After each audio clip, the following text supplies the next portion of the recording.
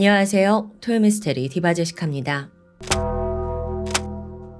중국 쓰촨성 청도 출신인 미셸 랭. 그녀가 17살이던 지난 2008년 인생을 송두리째 흔드는 비극이 갑자기 찾아왔습니다. 그녀의 아버지가 쓰촨성 대지진을 피하지 못하고 하루아침에 죽음을 맞이한 겁니다. 든든했던 가장을 잃고 가족은 모두 침울했어요. 하지만 미셸은 희망을 잃지 않았죠. 그녀는 어릴 때부터 유난히 밝고 영특한 아이였는데요. 슬픔에 빠져 있는 엄마를 위해서 일부러 더 많이 웃고 또 살뜰히 챙겼습니다. 엄마, 우리 다 잘 될 거야. 내가 꼭 성공해서 엄마 행복하게 해줄게. 든든한 위로도 전하는 강한 아이였는데, 그렇게 아버지의 죽음 이후 그녀는 어머니와 자신을 위해서 꼭 성공을 하겠다 굳게 다짐합니다. 그런 미셸에게 좋은 기회가 찾아왔어요. 어릴 때부터 꼭 넓은 세상에 나가서 공부를 해보고 싶었는데 열심히 준비한 덕에 드디어 시드니에 있는 한 대학 경영학부에 합격한 겁니다. 엄마도 너무 기뻤고 딸의 유학을 전적으로 지지해요. 힘 닿는 데까지 딸을 서포트해주고 싶었거든요. 그런데 사실 미셸이 호주를 선택한 데는 특별한 이유가 있었습니다. 엄마의 동생, 즉 미셸의 이모가 호주에서 이민을 가서 어느 정도 자리 잡고 잘 살고 있었기 때문입니다. 미셸의 집안 형편이 아주 넉넉진 않았던 터라 이모네 집에서 생활하면 아무래도 좀 돈을 아낄 수 있잖아요. 그런 야무진 생각이었죠. 엄마 또한 딸이 타지에 가긴 하지만 자기 동생한테 맡길 수 있어서 훨씬 마음이 놓였고요. 그렇게 2011년 미셸은 호주 시드니에 도착합니다. 이모네 짐 풀었고 설레는 유학생활을 시작하게 돼요. 그 당시 이모는 시드니 남서쪽 캠시라는 지역에 살고 있었는데 한 번 이혼을 했고 새로운 남편과 재혼을 했어요. 그리고 또 전 남편과의 사이에서 낳은 딸을 데리고 셋이서 살고 있었죠. 새 이모부의 이름은 데릭 파렛. 다소 특이한 점이 있는데 당시 이모는 40대였거든요. 근데 그에 비해 이모부는 그보다 20살이나 어린 젊은 남성이었다는 점입니다. 실제로 미셸이 호주에 갔을 때 막 20살이었는데요. 이모부의 나이는 23살, 3살 차이가 나는 거예요. 굉장히 젊죠. 이모가 파격적인 재혼을 한 상황이었던 겁니다. 물론 여기에 대해서 미셸의 어머니는 이 데릭이 혈기왕성한 20대 남성이라 같이 사는 게 괜찮을까? 불안한 마음이 들었습니다. 하지만 동생과 결혼한 제부고 이제 다 같은 가족이에요. 거기에 어린 조카도 같이 살고 있었기 때문에 괜찮을 거라고 안심했죠. 미셸은 종종 중국에 있는 엄마와 통화를 하면서 엄마 여기 생활 너무 재밌어. 이모는 바빠서 출장을 자주 가긴 하는데 이모부가 너무 잘해주셔. 잘 적응하고 있는 듯 했습니다. 그렇게 4년이 무사히 흘러갔어요. 미셸은 학업과 아르바이트를 병행하면서도 2016년 좋은 성적을 거두며 대학을 졸업하게 되죠. 이제 다음 단계로 사회에 나가서 멋진 커리어 우먼이 될 시간입니다. 미셸은 하루하루 잘 살아가면서 역시나 내가 호주로 유학 오길 참 잘했다 몇 번이고 자신을 자랑스러워했습니다. 그러던 2016년 4월 22일 금요일 그날 미셸은 시드니에 있는 한 중심가 쇼핑몰에서 여러 가지 물건을 사고 있었어요. 편하게 입을 티셔츠 한 장 샀고요. 한 오후 4시 반쯤 집으로 돌아가기 위해 세인트 제임스역에서 기차에 탑승합니다. 하지만 이게 그녀가 남긴 마지막 모습이었죠. 그로부터 이틀 후인 4월 24일 일요일이에요. 출장에 갔던 이모가 집에 돌아왔는데 둘러보다가 남편에게 물어요. 미셸 집에 없어? 그러자 데릭은 친구들이랑 있나 봐. 여행 갔겠지. 안 보이대? 좀 무심한 반응이었습니다. 하지만 이모는 결국 그냥 넘어갈 수 없죠.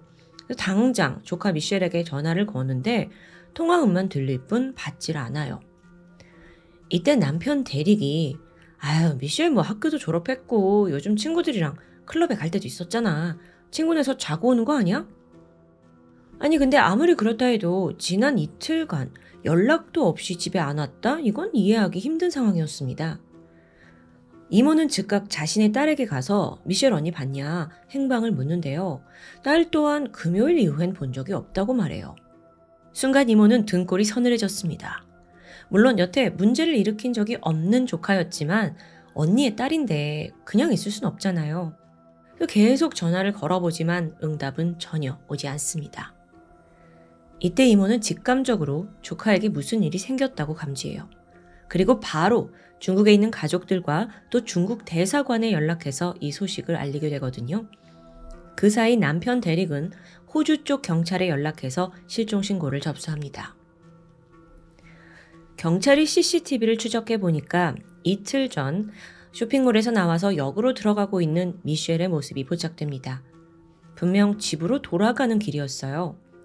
게다가 그날 밤 10시까지는 친구들과 메시지를 주고받았다는 것도 확인됐고요. 사실 미셸이 최근에 집에 잘 들어오지 않았다라는 건 사실입니다.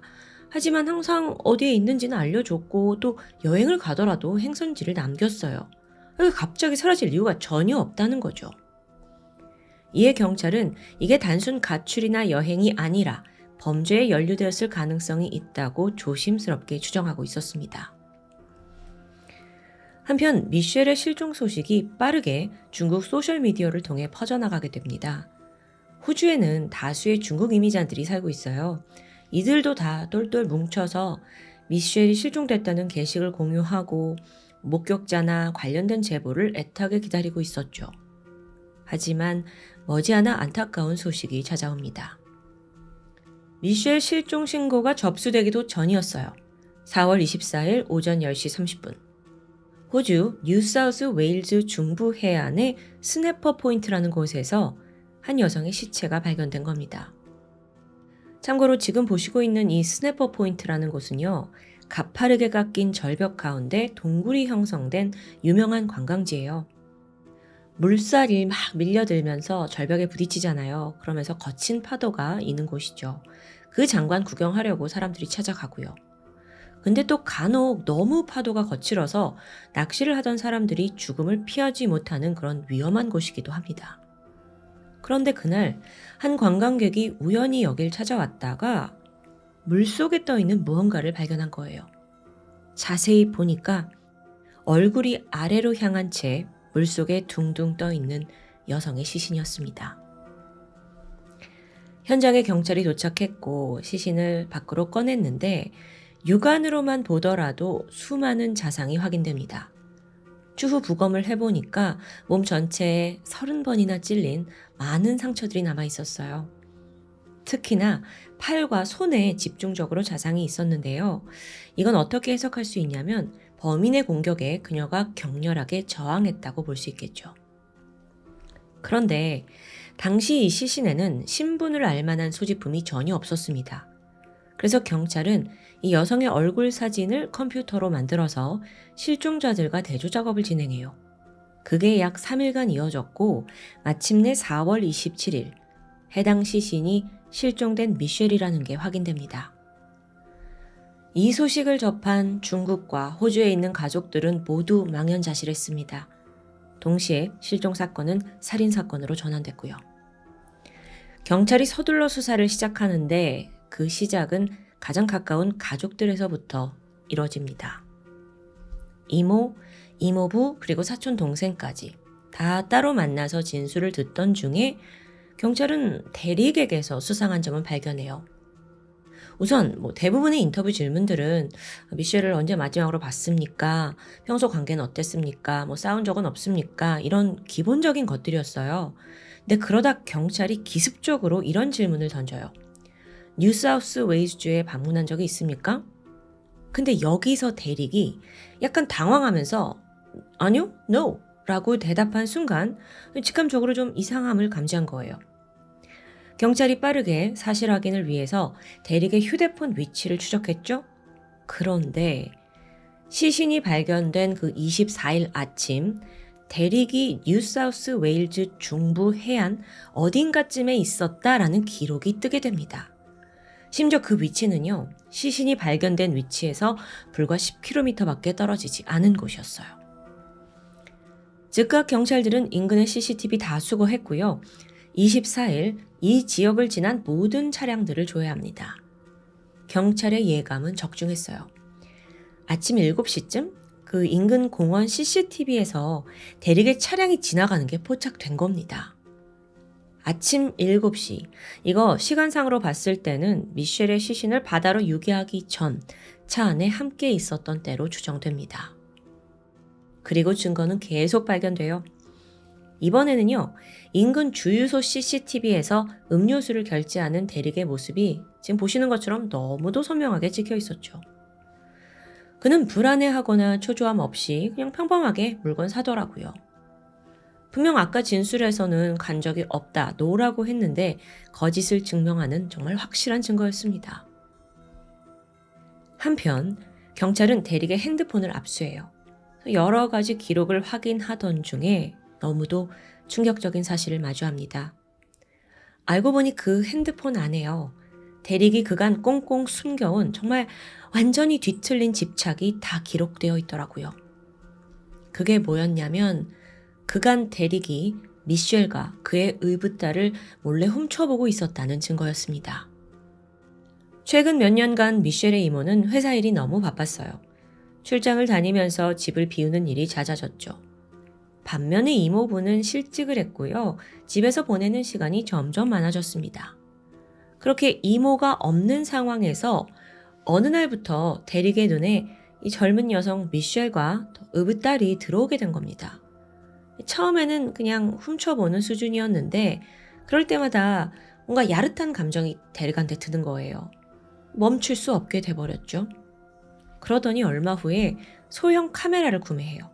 이걸 화장실에 몰래 설치합니다. 그리고는 이 두 여성이 화장실을 쓰거나 또 샤워하는 장면을 모두 녹화해 둔 겁니다. 특히나 그는 자신과 3살 차이밖에 나지 않는, 그러니까 엄밀히 따지면 같은 또래인 미셸에게서 강한 성적 매력을 느끼게 됩니다. 그러더니 점점 위험 수위를 넘기 시작했고 적극적으로 행동했죠. 이모네 집에서 미셸은요, 사촌 동생과 방을 같이 쓰고 있었어요. 어느 날 대릭이 이 두 사람이 깊게 잠든 걸 확인한 후에 방에 몰래 들어가요. 그리고 두 사람을 촬영하기 시작합니다. 근데 여기서 끝이 아니라 이 두 사람이 입던 속옷까지 훔쳐갑니다. 더 끔찍한 게 남아있는데 곤히 자고 있는 이 두 사람 몸 위에서 자위를 하고요. 그 모습을 또 영상으로 남겨뒀더라고요. 너무 역겨워요. 근데 이게 하루 이틀이 아니었어요. 그렇게 집안에서 그냥 자기의 이상 성욕을 하루하루 풀어내고 있었던 거죠. 그러던 어느 날 결국 사건이 터지고 만 겁니다. 사건 당일인 4월 22일. 그날은 이모가 출장으로 집을 비웠습니다. 그리고 또 마침 의붓딸도 없는 날이었어요. 집에는 오직 미셸과 대릭 단 둘이 남아 있었죠. 미셸은 쇼핑 다 끝내고 집에 와서 밤 늦게까지 친구들과 문자를 하면서 쉬고 있었습니다.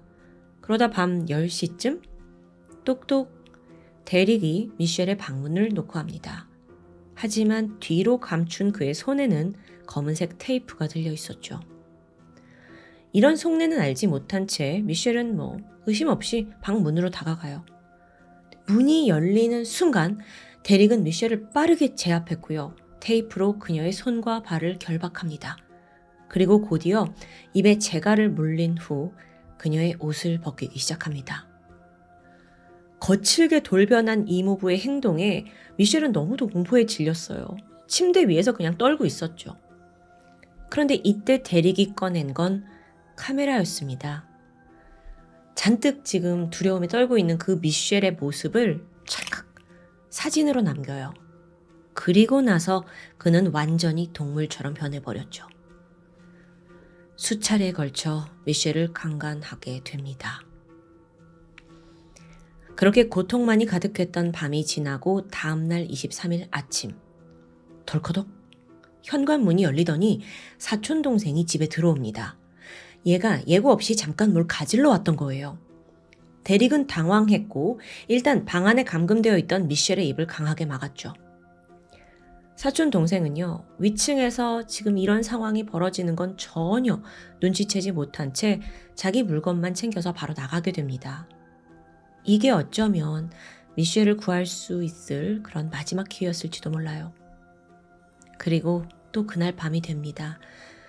데릭은 또 미셸을 성폭행했어요. 그렇게 숨겨놨던 그 욕정을 마음껏 푼 후에 그는 부엌으로 가서 칼을 한 자루 가져옵니다. 더 이상 미셸을 살려둘 이유가 없었어요. 그는 망설임 없이 그녀를 칼로 찌르기 시작합니다. 미셸의 손이 그 당시에 결박이 되어 있었는데 그녀 또한 죽기 살기로 방어를 하면서 팔과 손에 많은 상처가 남게 된 겁니다. 하지만 결국 강한 한 방이 그녀의 목을 관통하면서 결국 죽음을 맞이하고 말았죠. 또 하루가 지나고 다음 날인 24일입니다. 이른 아침부터 데릭은 싸늘해진 미셸의 시신을 비닐로 감쌌어요. 그리고 그걸 차에 실은 후에 집에서 무려 100km나 떨어진 뉴사우스 웨일즈로 스네퍼 포인트로 향했죠. 아직 시간이 일러서인지 도착해보니까 아무도 없더라고요. 그는 빠르게 시신을 꺼내가지고 절벽 밑 바다로 던져버립니다. 그리고 순간 자유로움을 느낀 것 같아요. 저 깊숙한 바다 밑으로 시신이 영원히 가라앉을 것 같았죠. 동시에 자기가 완전 범죄에 성공한 느낌이에요. 뒤돌아서 가는 길이 너무 가벼웠겠죠? 황당하게도요. 데릭은 거기서 바로 집에 가지 않았어요. 인근 관광지에 들려서 여기저기 구경을 했고요. 마치 기념이라도 하듯 그곳에서 여러 사진을 남기기도 했습니다. 그러다가 이제 주유소 가서 음료수 하나 사 먹고 집으로 돌아간 거예요. 하지만 3시간 만에 미셸의 시신이 수면 위로 떠오르면서 그의 완전 범죄는 물거품이 됩니다. 이렇듯 수많은 CCTV와 또 핸드폰 증거 속에서 데릭이 즉각 검거가 됐죠. 워낙 증명할 자료도 많아서 범행을 밝혀내는데 오래 걸리지도 않았습니다. 하지만 검거된 데릭의 변명이 정말 가관입니다. 애초부터 미셸과 자기의 성관계가 합의된 거라고 우기는 거예요. 평소에도 아내가 집에 없을 때 몰래 의붓 조카와 과격한 성관계를 즐겼는데 그날도 놀이처럼 즐기다가 실수로 죽이게 된 거래요. 그러니까 이런 식으로 과실치사를 밀어붙이는 거죠. 아니 근데 너무 더럽지 않아요? 사실 이런 식이면 미셸을 2번 죽이는 거야. 무슨 이모부를 꼬신 애가 되는 거잖아요. 다행히도 이런 황당한 주장은 결코 받아들여지지 않았습니다. 그러기에는 일단 데릭의 그 이상 성욕이 고스란히 담긴 핸드폰, 그게 증거물이 있었기 때문이에요. 이후에 이 역겨운 사건은요, 일파만파 호주 전역으로 퍼져나갔죠. 범인 데릭은 숱한 비난을 받아야 했습니다. 그런데 중국 이민자들 사이에서는요, 애초부터 이모가 저렇게 젊은 남자를 만나서 같이 살고 있었다, 이게 문제 아니냐라는 비난의 시선도 있었습니다. 근데 제 생각에 이건 다소 논점에서 좀 비껴난 것 같아요. 어쨌든 재판은 예상대로 수월하게 끝났어요. 2017년 12월 그에게는 46년의 징역형이 선고가 되었고요. 그렇게 사건이 마무리되는 줄 알았죠. 하지만 아직 끝이 아니었습니다. 데릭이 수감되고 2년이 지난 후에 정말 돌연 충격적인 증거가 추가로 발견됩니다. 호주 스트라스필드라는 곳에 살고 있던 한 치매 노인의 집이었어요. 근데 이 노인이 어느 날 정체를 알 수 없는 USB 하나를 발견한 겁니다. 이분이 치매가 워낙 심해서 이 USB가 왜 자기 집에 있는지는 전혀 기억하지 못해요. 어쨌든 오랜만에 노인의 딸이 집에 놀러 왔는데 딸이 이걸 본 거예요. 그래서 아빠, 이 USB 뭐예요? 하면서 이걸 노트북에 꼽아서 내용을 확인하게 되죠. 열어보니까 그건 9개의 비디오와 13개의 사진이었습니다. 무심코 첫 영상을 열어본 그 여성은 정말 그 자리에서 구역질을 하고 맙니다. USB 안에 담겨있던 자료는 모두 미셸이 죽기 직전의 모습들을 찍어놓은 거예요. 성폭행 당하고 고문당하는 모습들이요. 심지어 살해당하는 장면까지 모조리 찍혀있더라고요. 그 중에 고문하는 영상은 무려 1시간이 넘어가는 긴 영상이었습니다. 뿐만 아니라 애초부터 데릭이 미셸을 성폭행하려고 방에 들어가는 그 장면부터 촬영이 됐더라고요. 그리고 그 속에서 공포에 떨고 있는 미셸의 모습이 보였고요. 아니, 도대체 왜 데릭은 이걸 찍어둔 걸까요? 혹시 자기의 완전 범죄가 다 끝이 나고 이걸 돌려보면서 쾌락을 느낄 그런 생각은 아니었을까요? 너무 더러워요. 참고로 어떻게 하다가 이 영상이 노인의 집에 숨겨져 있는지는 정확히 밝혀지지 않았습니다. 그렇게 2년 만에 영상이 발견됐고 재판부도 가만히 있을 수 없었어요. 그래서 추가적으로 대릭에게 20년형을 더 선고했죠. 당시 판사는요, 이 영상 증거가 최초 재판 당시에 존재했다면 대릭에게 종신형을 선고했을 거다라고 강하게 비난합니다. 이제는 어떤 변명도 할 수 없는 이런 상황에서 대릭은 모든 걸 체념한 듯 잘못 인정하고 유가족들에게 사과했습니다. 하지만 그건 거짓이었어요. 추후 그와 함께 수감되었던 범죄자들과 또 교도관들에 따르면 이 대릭이 감옥에 가서 뭐라고 하냐면 나 사실 미셸하고 합의된 관계를 한 거다 하고 막 자랑하듯 떠벌렸대요. 자기가 사건 당시에 약을 좀 많이 한 상태라 행동이 과격해졌을 뿐이지 단순 사고였고 우리는 즐거운 성관계를 했다고요. 정말 뉘우치는 모습이라고는 눈꼽만큼도 없죠. 한편 소중한 딸을 잃은 미셸의 엄마는 애초부터 호주로 보내는 게 아니었다라면서 그 결정을 뼈저리게 후회하고 있습니다. 그 고통스러운 심정은 너무 이해하지만 이게 결코 엄마의 탓은 아니죠. 게다가 이 사건의 피해자는 더 있습니다.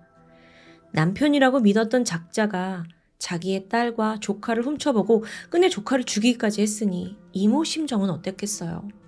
게다가 앞으로 언니는 어떻게 볼 수 있을까요? 어쩌면 대릭이 살해한 건 미셸만이 아닐지도 모릅니다. 이 자매의 돈독한 관계마저 박살낸 그 책임은 누가 져야 할까요? 정말 너무도 역겨운 이모부의 두 얼굴. 지금까지 토요미스테리 디바제시카였습니다. 안녕하세요. 토요미스테리 디바제시카입니다. 오늘 사건은 제가 정말 오랜만에 아주 좀 흥미진진하다라고 생각됐던 스토리입니다. 게다가 막판에 예상 못했던 일까지 정말 끝까지 여러분도 집중하셔야 할 것 같은데요. 그럼 바로 시작해볼까요? 미국 오하이오주 북부 바버튼에 살고 있던 35살의 클라렌스 엘킨스. 그는 평범한 가장입니다. 이 오하이오주 토바기로 쭉 살다가 아내 멜린다를 만나 결혼을 했고 두 아들을 낳게 돼요. 그리고 지금껏 제철소에서 기술자로 일해왔죠. 미국에서는 나름 중산층에 속하는 지극히 일반적인 가정의 모습입니다. 그러던 1998년 6월 7일 오전 8시, 굉장히 여유로운 일요일 아침인데 집으로 느닷없이 수십 명의 경찰들이 들이닥쳤죠. 그리고 나서 그날 이후 가정은 정말 풍비박산이 나고 맙니다. 이날 경찰은 다짜고짜 클라렌스에게 물었어요. 당신 클라렌스 엘킨스 맞습니까? 예, 맞는데요? 그러자 그에게 즉각 수갑이 채워졌습니다. 그렇게 영문도 모른 채 경찰서로 연행됐죠. 일단 사건은 몇 시간 전인 지난 밤으로 거슬러 올라가는데요. 클라렌스의 장모인 58세의 주디스 존슨, 그녀가 집안에서 숨진 채 발견되었습니다. 신원 미상의 친입자에 의해서 폭행과 강간을 당한 후에 참혹한 죽음을 맞이한 거예요. 그리고 경찰이 유력 용의자로 그녀의 사위 클라렌스를 지목한 건데요. 도대체 어떤 증거나 이유가 있을까요? 현장에 목격자가 있었습니다. 주디스가 살해당한 그 시각, 이 집에는 6살이던 소녀 브룩 서튼이 함께 있었습니다. 클라렌스에게는 처제, 아내 멜린다 여동생의 딸이 되겠죠.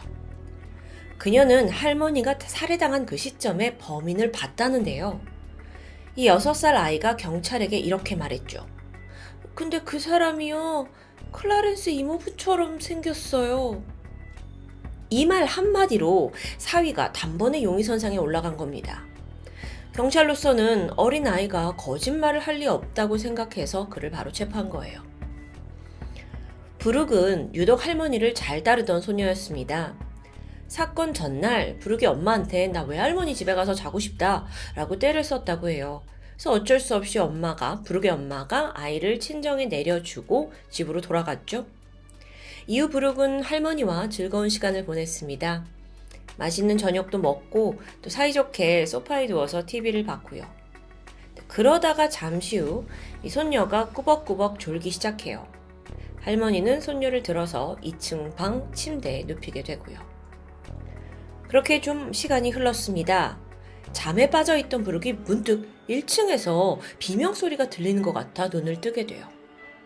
아이가 조심스럽게 방에 나와서 아래층 거실을 내려다보았죠? 그런데 그때 아주 충격적인 장면이 펼쳐져 있었어요. 1층 거실이었는데 덩치가 큰 남성이 막 할머니와 격렬한 몸싸움을 하고 있는 겁니다. 부룩은 어찌할 줄 모르잖아요. 일단 놀래서 후다닥 자기 방으로 돌아가게 돼요. 그리고 이불을 뒤집어 쓴 채 막 두려움에 떨었죠. 하지만 안타깝게도 그 괴한은 이미 2층에 있는 부룩의 존재를 눈치챈 상태였어요. 그는 거실에서 할머니를 살해한 뒤 어린 손녀가 있는 2층 방으로 올라옵니다. 뚜벅뚜벅 낯선 발자국 소리가 점차 가까워졌어요. 그리고 결국 그 소리는 부룩이 숨어있는 방문 앞에서 멈추게 되죠. 문이 열리고 범인은 이불 속에 숨어있던 어린아이를 향해 거침없이 주먹을 휘둘렀습니다. 잠시 후 아이가 아예 정신을 잃고 말아요.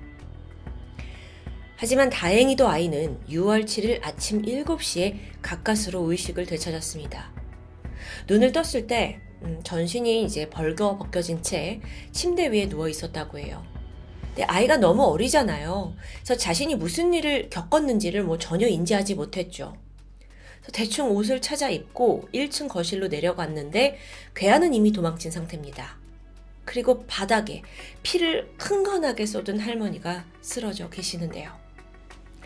일단 소녀가 할머니를 막 애타게 흔들어 깨웠어요. 근데 미동이 없죠.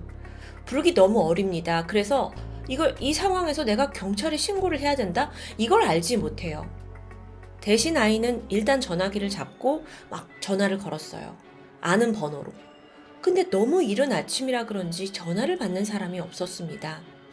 그러다 우연히 가족에게 남긴 부룩의 음성이 녹음이 되었는데 할머니가 깨어나질 않아요. 저는 혼자 있어요. 저 엄마한테 좀 데려다 주세요. 누군가 우리 할머니 죽였어요. 빨리 연락 주세요. 자, 그렇게 부룩이 기다렸지만 연락이 오지 않아요. 애가 어떻게 할 줄 모르잖아요. 결국 홀로 집 밖으로 나가게 됩니다. 그리고 무작정 이웃에게 달려가 도움을 청했죠. 그렇게 아이는 이웃의 도움으로 무사히 가족의 품으로 돌아왔습니다. 현장에 도착한 경찰은 이 집에서 할머니 주디스의 시신을 발견합니다. 거실에 등에 칼이 꽂힌 채 엎드려 있는 상태였어요. 그녀에게선 수많은 방어흔이 발견되었죠. 그 외에도 코, 턱, 쇄골, 두개골 전부가 다 부러져 있습니다. 그러니까 무지막지하게 폭행한 거예요. 그런데 또 결정적인 사인은 목졸림에 의한 질식사. 여기에 더해 성폭행의 흔적도 발견됩니다. 한편 경찰은 유일한 목격자였던 부룩을 찾아가서 이 괴한이 어떻게 생겼니, 뭘 입고 있었니, 인상착의에 대해 물었습니다. 물론 그 당시 아이는 끔찍한 지금 일을 당했잖아요. 그래서 혼란스러워 했는데요. 그러다 이때 이모부와 닮았다라는 말이 결정적으로 작용합니다. 안타깝게도 이 아이 역시 성폭행을 당했 상태였습니다. 그렇다면요, 여러분, 정말 범인이 클라렌스라면 클라렌스가 지금 장모와 어린 조카에게 이런 잔인한 범행을 저지른 걸까요? 체포된 클라렌스는 강력히 결백을 주장했습니다. 그에겐 명백한 알리바이도 있었고요. 전날 밤에 클라렌스는 오랜만에 친구들을 만나서 술을 마셨어요. 그리고 새벽 2시 40분에 귀가를 했죠. 그리고 바로 씻고 잠자리에 들었다는데요. 마침 그날 부부의 아들이 좀 고열로 시달리게 되면서 아내 멜린다가 잠을 자지 않고 아들을 계속 병간호를 한 거예요. 그래서 남편이 비록 늦게 왔지만 몇 시에 귀가를 했고 또 언제 잠이 들었는지 정확히 증언을 할 수 있었던 거죠. 자긴 또 늦게 잤으니까요. 멜린다는 남편이 집에 돌아온 후 다음날 아침까지 밖에 나간 적이 없다라고 증언했습니다. 한편 경찰이 추정한 주디스의 사망 시각을 좀 볼까요? 그건 새벽 2시 30분에서 5시 30분 사이입니다. 그리고 사건 현장과 클라렌스의 집은 차량으로 약 40분 정도 거리에 떨어져 있어요. 그거 꽤 멀죠.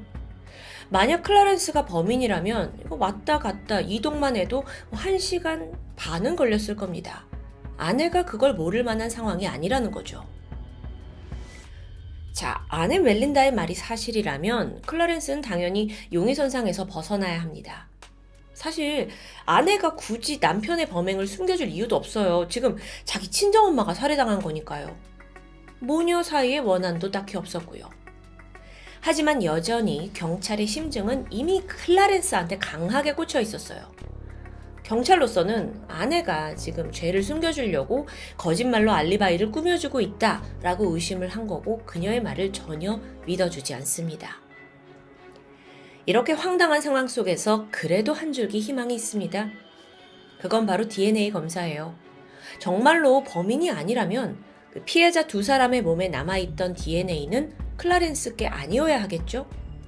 자, 그런데 문제가 있어요. 90년대 후반 그 당시 DNA 검사 자체가 그다지 이게 공신력이 높진 않았습니다. 그래도 검사를 진행하긴 했죠. 결과는 불일치예요. 그러니까 불일치가 나오니까 부부는 이거 봐라, 클라렌스는 무죄다 라고 판명될 것으로 믿게 됩니다. 1999년 모두의 예상을 뒤엎고 클라렌스는 유죄를 선고받습니다. 여러 가지 증거 다 제외하고 결정적인 이유는 유일한 생존자이자 목격자인 조카 브룩의 증언이었어요. 그 아이가 재판에 나와서까지 네, 클라렌스 이모부가 할머니를 살해한 범인입니다 라고 똑똑히 지목했기 때문입니다. 이게 예전에 경찰한테 말할 때는 이모부를 닮은 것 같아요 라고 말했잖아요. 근데 재판에 나와서는 거의 확신에 찬 증언을 한 거예요. 그러면서 배심원단이 손을 들어줬고 클라렌스는 살인, 강간 혐의로 종신형을 선고받게 되죠. 이후 그는 억울함을 호소하면서 끊임없이 항소했어요. 하지만 그게 매번 기각되죠. 그는 감옥에 있지만 밖에 아내 멜린다는 혼자서 어린 2아들을 키우면서 이 남편의 누명을 벗기고자 노력합니다. 근데 지금 피해자 가해자 모든 사람이 가족으로 엮여 있어요. 그러면서 이 브룩의 엄마이자 하나밖에 없는 여동생과도 사이가 틀어질 수밖에 없죠. 점점 멜린다는 진범을 찾는데 모든 걸 매진하기 시작했어요. 사설 수사관을 고용해서 자체적으로 사건을 재조사하기 시작했죠. 이 남편의 무죄를 밝히는 것도 중요하지만 이런저런 지금 불일치에 여러저러 증거 있지만 안 믿어주니까 일단 진범을 찾는 게 시급한 문제라고 판단한 겁니다. 그렇게 사건으로부터 4년이 지난 2002년 멜린다의 의뢰를 받은 한 인권단체에서 유일한 목격자인 그 소녀 브룩을 만나 다시 한번 그날의 일들에 대해서 알아보고자 했습니다. 근데 가족 간의 사이가 지금 좋지 않잖아요. 중간 역할을 잘 해서 다행스럽게도 만남이 성사가 되었고요. 아이는 힘들지만 그날의 기억을 다시 한번 끄집어냅니다. 그런데 이때 브룩이 놀라운 이야기를 해요. 사실요, 범인이 누구인지는 제가 확실하지 않아요 라고 분명하게 말을 하는 거예요. 근데 다만 자기가 멀리서 봤을 때 그 체형이 이모부와 비슷해서 이모부 닮았다고 말했을 뿐이라는 거죠. 근데 그 이후에 경찰 그리고 검찰에선 범인 이모부야 라고 막 몰아갔고요. 어린 브룩도 여기에 자기도 모르게 그냥 동조하게 되었다는 이야기. 당시 인권단체 담당자 마크는 사건에 대한 또 다른 의문점을 제기합니다. 피해자 주디스의 손톱 밑에서 소량의 피부 조직과 혈흔이 발견되었어요. 그때 막 방어흔이 많다고 그랬잖아요. 범인과 몸싸움을 하면서 범인의 신체를 핥혔던 거죠. 근데요, 클라렌스의 몸 어디서도 몸싸움의 흔적은 발견되지 않았습니다. 또 주디스의 체내와 브룩의 속옷에서 범인의 것으로 보이는 DNA가 검출됐거든요. 이것도 분명 클라렌스와 달라요. 근데 황당하게도 검찰이 이걸 싹 그냥 아예 무시해버린 거예요. 그리고 클라렌스를 범인이라고 단정 지은 거고요. 이렇게 주먹구구식 수사입니까? 재판부는 당시 이 판결이 DNA 증거가 아니라 부르기 증언이 더 중요하다라고 판단을 했다는데 이게 너무 말이 안 돼요. 일단 살인 동기부터 볼까요? 아니 왜 갑자기 사위가 장모 집에 와서 장모를 죽여요? 그리고 또 그 시간에 분명 집에 있었다는 알리바이도 있잖아요. 근데 경찰이 너무 냅다 우기는 거예요.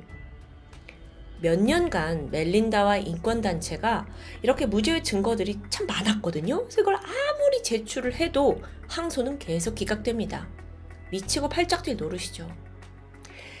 정말 이제 남편의 누명을 벗길 방법은 단 하나뿐입니다.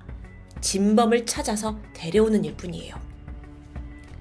멜린다는 일단 범인이 분명 어머니 주변 사람일 거라고 주장했습니다. 왜냐면 58세 어머니가 혼자 살고 있다는 거를 알고 있었을 테니까요. 그래서 이 사건 현장 인근에서 혹시 비슷한 범죄가 없었는지를 막 기록을 뒤지기 시작했죠. 그러던 중 눈길을 사로잡은 기사가 하나 등장합니다. 사건이 일어나기 바로 며칠 전에 이 동네에 한 성범죄자가 출소한 후 돌아왔다는 기록이었어요. 보니까 이 남자가 과거에 10살 미만의 여자아이 무려 3명을 강간한 혐의로 수감된 전적이 있더라고요. 이 사람 너무 수상하잖아요. 그래서 멜린다가 주소를 수소문해서 찾아갔죠. 똑똑똑 문이 열렸고 그가 누군지 확인하는 순간 온몸에 소름이 돋았습니다. 그는 바로 사건 당일날 6살짜리 부르기 힘겹게 집을 나가서 달려가서 도움을 청했던 바로 그 이웃이었어요. 더 정확히는 부르기를 도와준 사람은 그 전과자의 아내였던 겁니다. 자 이게 어떻게 된 거냐면요. 피해자 주디스의 이웃집에 토니아 브레시엘이라는 여성이 홀로 3명의 아이를 키우고 살고 있었습니다. 이웃들은 다들 미혼모이겠구나 라고 생각을 했는데 사실 그녀에게는 얼 유진만이라는 남편이 있었죠. 이 남자가 바로 그 미성년자 강간 혐의로 수감되었던 범죄자입니다. 그리고 하필 사건 며칠 전에 그가 출소한 정황이에요? 와, 이거 대박의 반전인 거죠. 멜린다는 이 얼이라는 사람을 유력 용의자로 추정하고 단서들을 찾아 나섰어요. 그러자 새로운 사실이 속속 드러나요. 그 사건 당일에 부르기 이웃집에 찾아가서 도움을 요청했다고 했잖아요. 얼의 아내가 그걸 딱 이제 맞이했고요. 근데 바로 반응을 한 게 아니더라고요. 아내 토니아라는 사람이 부르기를 무려 현관 밖에서 45분 동안 기다리게 했어요. 당시에 부르기는요, 막 피가 묻어 있었어요. 할머니를 막 흔들어 깨웠잖아요. 그래서 피가 몸에 묻어 있었고 두려움에 떨고 있는 어린 소녀인데 아이가 막 도와달라고 문을 두드리는데 45분간 밖에 뒀다? 외면한 거죠. 자, 그리고 나서 대화가 됩니다. 근데 부르기 누군가 저희 할머니를 죽였어요 라는 이야기를 분명 했어요. 그 토니한테요. 근데 그걸 경찰이 신고하지 않았죠. 그녀는 일단 아이를 자기 차에 태워서 아이의 엄마가 있는 집까지 데려다 준 겁니다. 그리고 경찰에 신고를 한 사람은 부르기의 부모였고요. 그렇다면 토니아는요, 이미 진범이 남편이라는 걸 알고 있었다는 거 아닐까요? 하지만 문제가 있습니다. 자, 여기까지는 모든 게 멜린다의 추측일 뿐이에요. 증거가 없어요. 일단 멜린다는 그 얼이라는 사람의 DNA를 수집해서 현장에서 나온 DNA와 대조하면 되겠다라고 생각했습니다. 근데 또 문제가 있죠? 이 얼이라는 남자가 그 사이에 또 다른 문제를 일으켜서 이미 감옥에 갇혀 있는 거예요. 그럼 DNA를 얻을 방법이 없죠. 그래서 일단은 이 사람이 어디 수감되어 있는지 봤습니다. 오하이오 맨스필드 교도소? 여긴 마침 남편 클라렌스가 수감되어 있는 곳이기도 했습니다. 게다가 더 놀라운 건 얼과 클라렌스가 감옥 안에서 같은 구역에 머물고 있더라고요. 이 미국 감옥 같은 경우에는 이제 수감자들이 워낙 많으니까 구역을 나눠서 A동, B동, C동 이렇게 나눠서 수감하고 있거든요. 근데 마침 같은 동이야. 멜리사가 황급히 남편에게 연락을 취했습니다. 여보 당신 혹시 얼이라는 죄수 알아요? 우리가 이 무죄를 입증하려면 유일한 방법이 있어요. 무조건 그 사람의 DNA를 가져와야 해요. 이후 클라렌스는 치밀한 작전을 세웠습니다. 사실 교도소에서 한 사람의 DNA를 얻는다는 건 쉽지 않은 일이에요. 게다가 그걸 또 어떻게 반출할 거냐고요. 그는 계속 얼을 예의주시하면서 호시탐탐 기회를 노렸죠. 그러던 어느 날 기적 같은 일이 나타납니다. 얼이 이렇게 담배를 피우고 꽁초를 팅 버렸어요.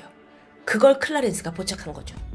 황급히 주워 왔고 이걸 성경책 사이에 끼워서 보관을 하다가 2주 후에 편지를 통해서 밀반출합니다. 그 담배꽁초를 멜리사와 변호사가 확보했어요. 즉각 DNA 검사를 의뢰했죠. 그 결과는 어땠을까요? 얼의 유전자 정보는 현장에서 발견된 DNA와 정확히 일치했습니다. 드디어 진범을 찾은 거예요. 클라렌스는 이 모든 증거와 정보를 다 종합해서 이번엔 아예 직접 오하이오주 법무장관을 찾아가서 도움을 청합니다. 이건 결정적인 증거라 빼박이었죠. 이후 6주간의 내부 조사가 신속하게 이루어졌고 마침내 검사는 클라렌스에 대한 모든 혐의를 철회한 후 무죄를 인정합니다. 결백을 증명하기 위해서 부부가 몇 년간 필사적으로 싸워서 얻어낸 승리였어요. 2005년 크리스마스를 2주 앞둔 12월 10일 클라렌스는 약 7년 반 만에 누명을 벗고 자유의 몸이 되었습니다. 그리고 진범 얼 유진만은 2007년 6월 부르객 강간 또 주디스 존슨의 강간과 살인 혐의로 기소됩니다. 재판을 통해 그는 가석방 없는 종신형을 선고받았죠. 이 사건에서 한 가지 흥미로운 부분이 남아 있습니다. 그 교도소에서 클라렌스가 호시탐탐 기회를 노리다가 얼이 담배꽁초를 딱 버렸을 때 그걸 수거했잖아요. 그런데 그리고 나서 불과 며칠 후에 얼이 아예 다른 교도소로 옮겨졌다고 해요. 만약 이 계획이 조금만 더 지체되었더라면 얼의 DNA를 아예 구할 수가 없어서 기회가 물거품이 됐을 수도 있죠. 그럼 클라렌스는 어쩌면 영원히 누명을 벗지 못했을 수도 있겠는데요. 이거 진짜 한 편의 영화를 보는 것 같은 그런 스토리였습니다. 2010년 11월 오하이오주는 클라렌스에게 14억 원에 달하는 보상금을 지급했습니다. 하지만 그가 지금껏 겪어온 수모와 억울함은 사실 그만큼의 돈으로 쉽게 보상이 될지는 잘 모르겠죠. 피해자는 그뿐만이 아닙니다. 소중한 어머니를 하루아침에 잃고 또 사랑하는 남편까지 범죄자로 몰리게 된 멜리사. 사실 이 사건 해결에 있어 멜리사의 강력한 정신력과 의지가 큰 도움이 된 것 같은데요. 이제는 그녀의 가정에 평화만이 가득하길 바랄 뿐입니다. 지금까지 토요미스테리 디바제시카였습니다.